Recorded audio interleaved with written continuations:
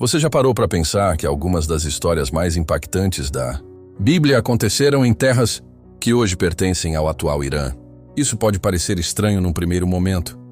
Afinal, quando pensamos no Irã, normalmente o associamos a conflitos modernos e tensões internacionais. Mas a verdade é que aquele território já foi palco de acontecimentos grandiosos, diretamente ligados ao plano de Deus para o seu povo. Ali ficavam reinos antigos como Elã, Média e Pérsia, cenários onde reis poderosos foram usados por Deus, onde decisões cruciais foram tomadas e onde visões proféticas apontavam para o futuro. No sudoeste do Irã, por exemplo, existia o reino de Elã, citado desde os tempos dos patriarcas e juízes de Israel, mas foi com o surgimento do Império Medo-Persa que aquele solo se tornou ainda mais significativo. Governado por Ciro, o Grande, o Império não apenas dominou vastas terras, como também se tornou um instrumento direto nas mãos de Deus. Ciro, nascido na região iraniana de Anzan, era um rei pagão, e mesmo assim foi chamado por Deus de meu ungido. Isso mostra que o Senhor pode usar qualquer pessoa, até mesmo reis estrangeiros, para cumprir os seus propósitos eternos. Quando Jerusalém foi conquistada por Nabucodonosor, milhares de judeus foram levados para o exílio na Babilônia. Foram anos de sofrimento e saudade, mas Deus já havia preparado um caminho.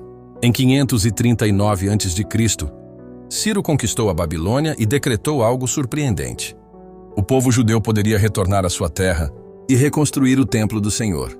Essa ordem, além de cumprir uma profecia antiga, mostrou como o poder divino se manifestava até mesmo nos palácios pagãos. Ciro não apenas permitiu o retorno dos exilados, como ordenou que os tesouros levados por Nabucodonosor fossem devolvidos a Jerusalém. E mais, as despesas da reconstrução seriam pagas pela Casa Real Persa. No entanto, o tempo passou e surgiram obstáculos. Durante o reinado de Dário I, alguns oficiais questionaram a legitimidade da reconstrução do templo. Uma investigação foi aberta e o rei Dário ordenou uma busca nos arquivos imperiais. E foi então na cidade de Ecbátana, atual Ramadã, no Irã, que encontraram o antigo decreto de Ciro. Um rolo contendo as palavras do rei que autorizava e financiava a obra sagrada em Jerusalém. A cidade de Ecbátana, capital de inverno dos reis persas, ficava a quase 500 quilômetros da Babilônia. Guardava registros valiosíssimos, como o próprio decreto que mudaria o destino de uma nação inteira. Essa cidade, hoje quase esquecida, foi o palco silencioso de uma resposta divina. Deus havia preparado tudo. A palavra dada por Ciro foi preservada e, com isso, o Templo de Jerusalém voltou a ser reconstruído. Essa é a primeira das 3 histórias marcantes que aconteceram em terras que hoje pertencem ao Irã. Histórias que revelam que o mover de Deus não conhece fronteiras. Ele age onde quer, como quer e com quem ele quiser.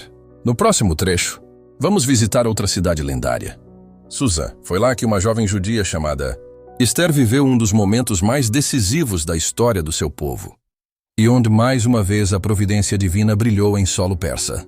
A cidade de Suzã, localizada no atual sudoeste do Irã, é o cenário da segunda grande história que revela como Deus operou em terras persas. Esse lugar majestoso, também conhecido como Suzã ou Susan, foi uma das capitais mais importantes do Império Persa. Ali, reis passavam os invernos, protegidos pelo clima mais ameno da região e cercados por palácios esplendorosos.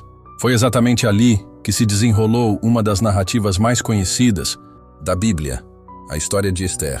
Imagine uma jovem judia chamada Hadassah, levada para o Palácio Real após a destituição da rainha Vashti. Seu nome persa era Esther, e ela foi escolhida entre muitas jovens para ser a nova rainha do império. O rei Assuero, identificado por muitos estudiosos como Xerxes I, governava milhares de quilômetros de território e desconhecia a origem judaica de sua nova esposa. Mas Deus já estava tecendo em silêncio os fios da salvação. O drama se intensifica quando Amã, um alto oficial do rei, arquiteta um plano maligno: exterminar todos os judeus do império. Sem saber da verdadeira identidade de Esther, ele consegue convencer o rei a emitir um decreto autorizando a destruição completa do povo de Deus. O caos se aproxima, o desespero se espalha, e a única esperança parece ser uma atitude ousada da jovem rainha. Guiada por seu primo Mardoqueu, Esther jejua por 3 dias. Depois toma uma decisão que poderia custar sua vida. Entra na presença do rei sem ser chamada, o que era proibido e punido com a morte. mas Assuero a recebe com graça. Esther revela a verdade.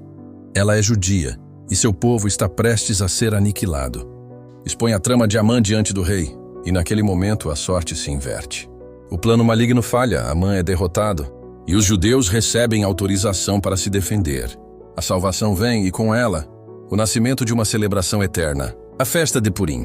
A fidelidade e a coragem de Esther salvaram uma nação inteira, mesmo num palácio estrangeiro.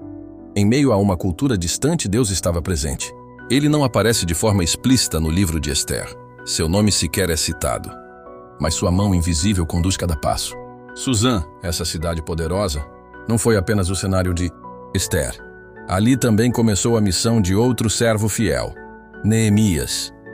Tempos depois, ainda durante o domínio persa, Neemias estava nessa mesma cidade servindo ao rei Artaxerxes I como copeiro. Era um cargo de confiança, de proximidade com a realeza.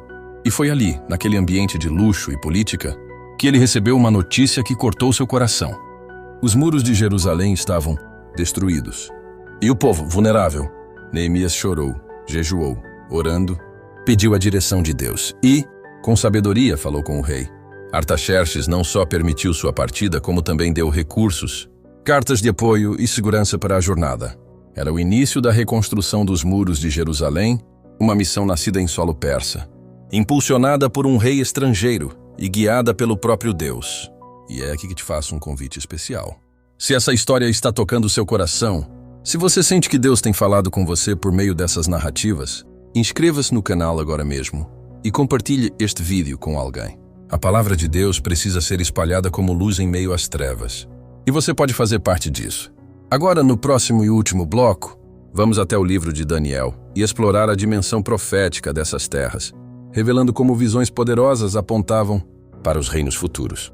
Tudo isso tendo o território do atual Irã como pano de fundo. Mesmo depois das histórias marcantes de Ciro, Esther e Neemias, o território do atual Irã ainda guardava mais mistérios e revelações divinas. Voltamos agora nossos olhos para o profeta Daniel, um homem de oração, sabedoria e visões profundas. E mais uma vez, o pano de fundo não é Jerusalém nem a Babilônia, mas sim Suzã. Sim, aquela mesma cidade que abrigou Esther e Neemias. No livro de Daniel, o profeta relata que durante uma de suas visões, ele se viu na cidadela de Suzã, junto ao rio Ulai. Essa visão não foi qualquer uma. Foi uma das mais significativas do Antigo Testamento. Ali, Daniel viu um carneiro e um bode, representando dois grandes impérios, o Medo-Persa e o grego. Na visão, o carneiro é derrotado pelo bode, apontando para a ascensão de Alexandre, o Grande, e a queda do Império Persa. E mais, a divisão posterior do Império Grego em 4 reinos. Algo que se cumpriu com exatidão na história. Daniel teve essa visão antes mesmo da Pérsia conquistar a Babilônia, o que torna o episódio ainda mais impactante. Deus o levou, em espírito ou em visão, para uma cidade distante da sua realidade geográfica, mas central no plano profético divino. Suzã, mais uma vez, aparece como cenário de algo grandioso. Não apenas um centro político, mas agora também um campo de revelações do céu. Séculos se passaram. O mundo mudou. Impérios caíram. Fronteiras foram redesenhadas. Mas os vestígios dessas histórias permanecem. As ruínas de Suzã ainda existem hoje, na província iraniana de Khuzistão, perto da fronteira com o Iraque. Ali, arqueólogos encontraram restos de palácios, registros administrativos e estruturas que confirmam a grandeza daquela cidade mencionada nas escrituras. E não foi só Suzã, a antiga Ecbátana, a região de Elã, a cidade de Persépolis e até mesmo Ragés da Média, mencionadas no livro de Tobias. São territórios que fazem parte do atual Irã e que cruzaram o caminho do povo de Deus. O livro de Macabeus também cita Persépolis como alvo de uma tentativa de saque por Antíoco Epifânio. Isso sem falar da contínua presença de comunidades judaicas por séculos em terras persas, mesmo após o fim do exílio. O que isso tudo nos mostra? Que a geografia de Deus vai além das fronteiras políticas. Que ele age em todo lugar, a qualquer momento. Que palácios pagãos podem se tornar instrumentos do céu. Que reis estrangeiros podem ser usados como servos do Altíssimo. E que você, assim como Esther, Neemias ou Daniel, também pode ser levantado por Deus, mesmo em meio a um cenário que pareça improvável. Então, meu querido irmão, minha querida irmã, se você chegou até aqui, é porque seu coração arde por conhecer mais da palavra. E eu quero te fazer um convite. Não pare por aqui. Continue estudando, meditando, se aprofundando. Se quiser dar um passo a mais, conheça nosso curso de teologia, totalmente online, com certificado, videoaulas e materiais completos. As informações estão aqui na descrição do vídeo e no primeiro comentário fixado. E se essa história te edificou, curta, compartilhe e comente aqui embaixo.